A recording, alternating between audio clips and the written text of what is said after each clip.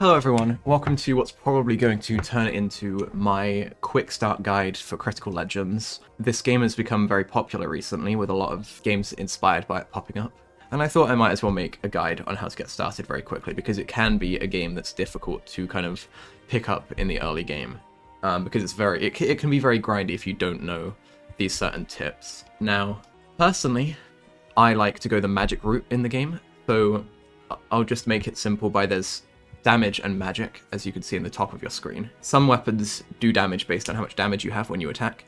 Some weapons do damage based on magic when you attack.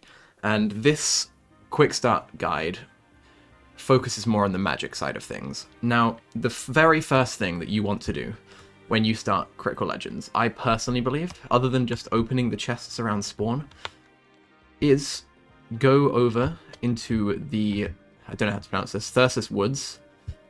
As you can see on the sign here, you just keep running.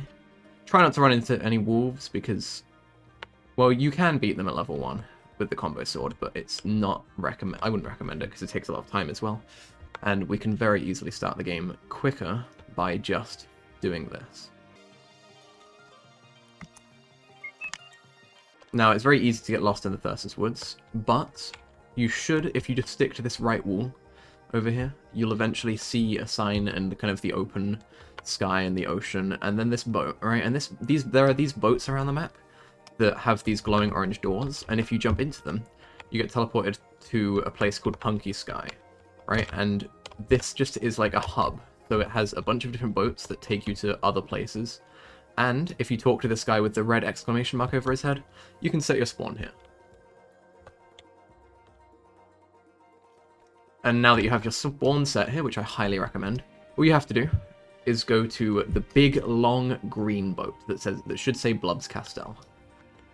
Because we're going to get a very strong item here that works even in the early game. And it works out into the late game as well. I was personally using it until I beat Challenger. So it's one of the best items you can get your hands on if you're going magic, like I like to. So you should, when you jump down from the boat, see this open bit in the mountain with a big red cube. We don't need to go inside of the cube because there's a boss there, but if you come to this chest, you get an item called the Virus. Now, what I like to do is just reset, because it's a lot quicker than walking all the way back. And because you set your spawn here, for some reason you spawn there in the real spawn, but then you get teleported here after a second, so you don't need to worry. Then just equip the Virus, which should be the item you got from that chest. Let me just find it here for a second. Yes, Virus. Now, it says plus 25 shield and plus 30 magic, and that's very simply what it does. So you gain plus 25 shield, which doesn't do anything really for you, but plus 30 magic at the start of the game is very, very strong. And all you have to do now that you've got this equipped is head back to spawn. You can either do that by going back on the ship here, which is actually what I recommend doing, because we're going to be going here to get the weapon that I believe, well, is the good choice when you start the game, especially with the Virus equipped. Again, very easy to get lost in the Thyrsus Woods. Eventually, if you run in this direction, you should come across this meteor thing, and over this way, you'll see a campfire under this shrine. You want to talk to this shrine and get the staff weapon, because it's personally the best weapon in the game for the early game, before you get access to any of like the great swords or Venom katanas and all that. Instead of running back to spawn when you get the staff, you need to stay in the forest, and there'll be a scroll near this meteor behind one of the trees, and it's a very useful scroll for this build as well, because it's the Venom scroll, which is just a better ignite. I believe it should be back here. Yes, this chest here. If you walk up to this chest, you should get the Venom scroll. And then if we go back to spawn, just a tip, it's a bug, they might patch it out, but if you sit down as soon as you spawn, you'll stay in this spawn rather than going back to the Punky Sky if you ever need to do that. But yes, you should have gotten the Venom scroll by touching that that box. It's a very simple spell. It just does damage for 60 mana.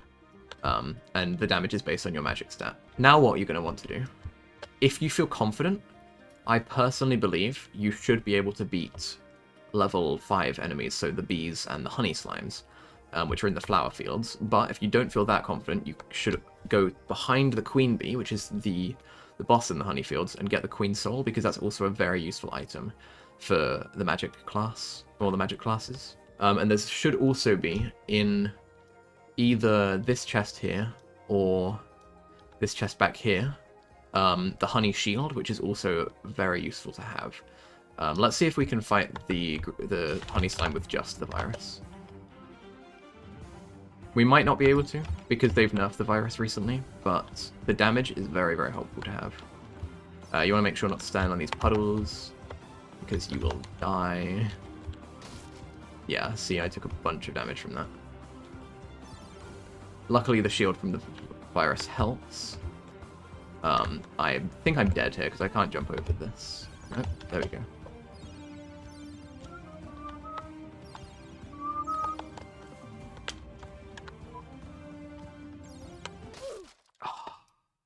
Okay, well that wasn't great. He was on about 20 health. But when you have the other two items that I suggested, if we just equip them now, it should be the Queen's Soul, which does plus 25 mana, magic, and shield, which again is very helpful because we've got a lot of magic damage. And also the Honey Shield, which is going to give you more shield and more defense, so you can survive a bit longer. These items you get very early on in the game because you can pick them up from chests, and you'll very easily be able to kill the Honey Slime with them. Obviously, as I showed, it's hard to kill them with just the virus, but with the Queen Soul as well, you're going to be killing it a lot quicker, and you're going to have a lot more shield to deal with them with.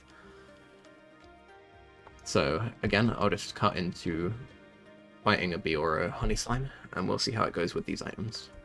Right, let's see how this goes. I think another big problem for people who are just starting out of the game, they don't have much mobility, because the only mobility items you get early on are the Traveler's Boots, which are just plus 10 movement, and you don't get any extra jump height, but you can save up. See, we killed it very quickly with these items that you can get very quickly with just the chests that spawn around. Let's try it against a bee as well. Let's see how this goes.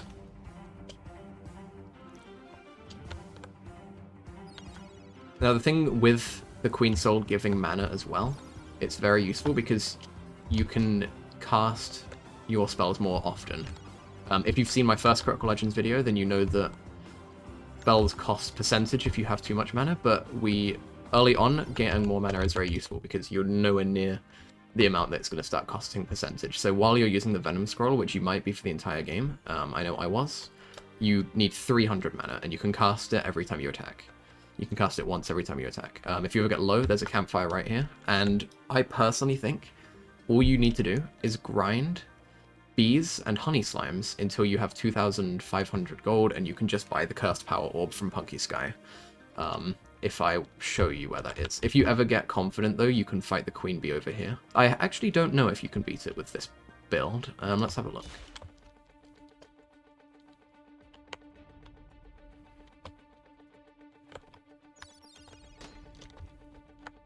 She does do a lot of damage, so you have to kind of try not to get hit too much. Well, okay, I'm very not good at this game.